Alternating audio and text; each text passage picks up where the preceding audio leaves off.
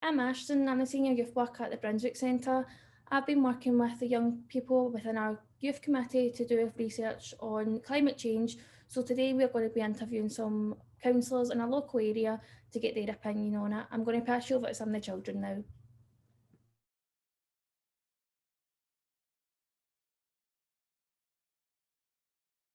If no changes are made by the time I am an adult, what effects will it have on my life? The worst case scenario, I think, is if we do nothing, then the planet heats up more. You have more floods, more fires, more wildfires. Temperatures go up too hot in the summer, and winters get too cold or wet. The thing is about wet climates like ours, we're good for growing crops because we have a summer season. But if our wet season lasts too long, then the crop yields go down, so we produce less food. Obviously, cities grow larger as people find it more difficult to make an income in the countryside, so they flock to the cities. The cities get overcrowded. The cities, based on fossil fuels, if they carry on using fossil fuels, they get more polluted. More people, as they take jobs, they buy a car, and then nobody can park the car, and then nobody can drive around the city centre. Lots of cities around the world are in that position right now.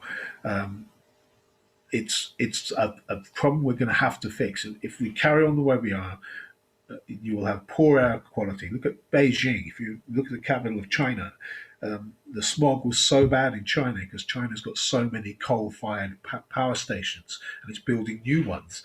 The smog was so bad that Beijing was clogged in a pile of fog for several days, and thousands of people literally couldn't breathe.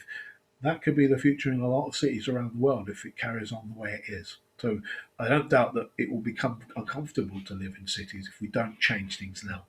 I think the COP26 conference in November in Glasgow is going to be really important for the world leaders to recognize that fact and take the advice of the scientists. The scientists are telling us that the planet is warming by more degrees than we can take right now, and that if we don't change these things in the next 10 years, we won't be able to stop the increase. We're talking here about stopping the increase in temperature, not even reducing it.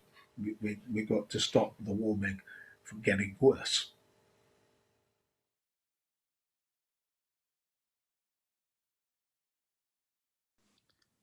How are all cars not being converted to electric yet?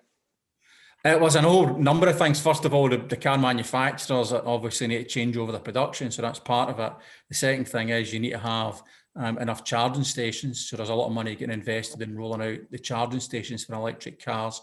And then you need to be able to generate enough renewable electricity, because there's no point in putting them on electricity if you're having to use fossil fuels to generate the electricity. So all of that's getting done at the same time, and it's making good progress, but there's a limit to how fast you can go.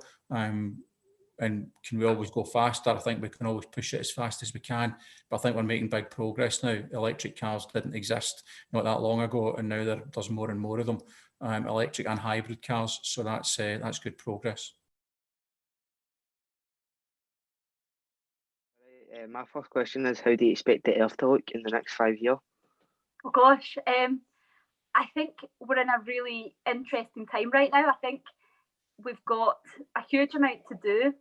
And I think a lot of the work that's happened around climate change so far has kind of been invisible. So you don't really notice where your electricity is coming from. It's coming from wind turbines now rather than coal or, but actually that doesn't look different in your life.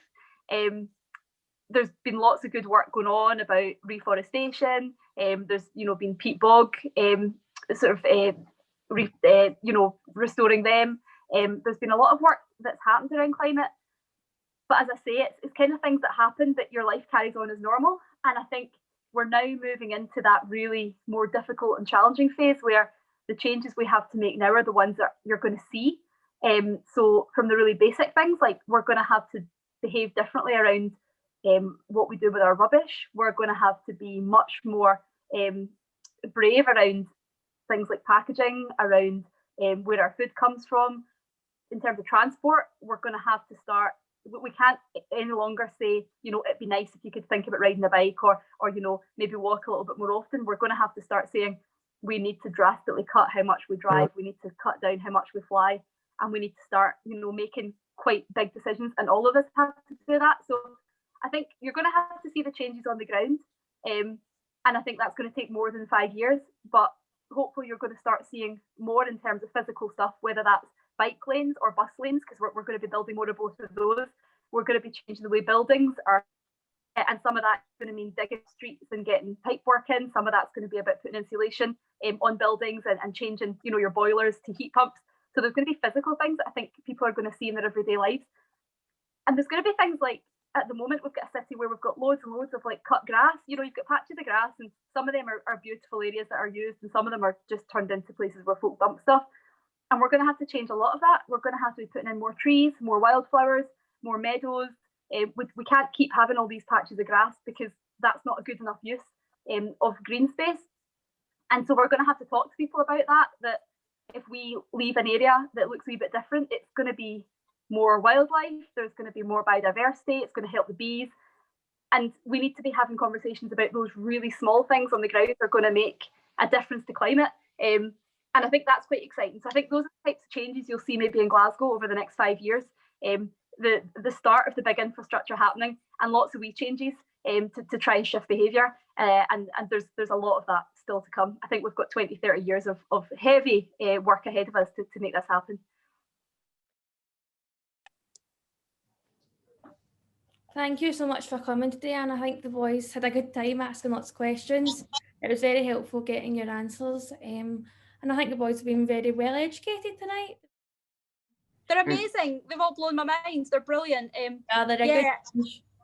Can we get together sometime when this horrible thing's over? I would love to get together and talk more about this, because I'm absolutely blown away tonight. Actually, only 3 of our kids. We've got about another 10 of them that's involved in this topic as well. So yeah, whenever this calms down, more than welcome to invite you up to the Brunswick, and you can come and meet all the kids that are involved in this, and they can show you a wee presentation to put together with us. Yeah, I would absolutely love that.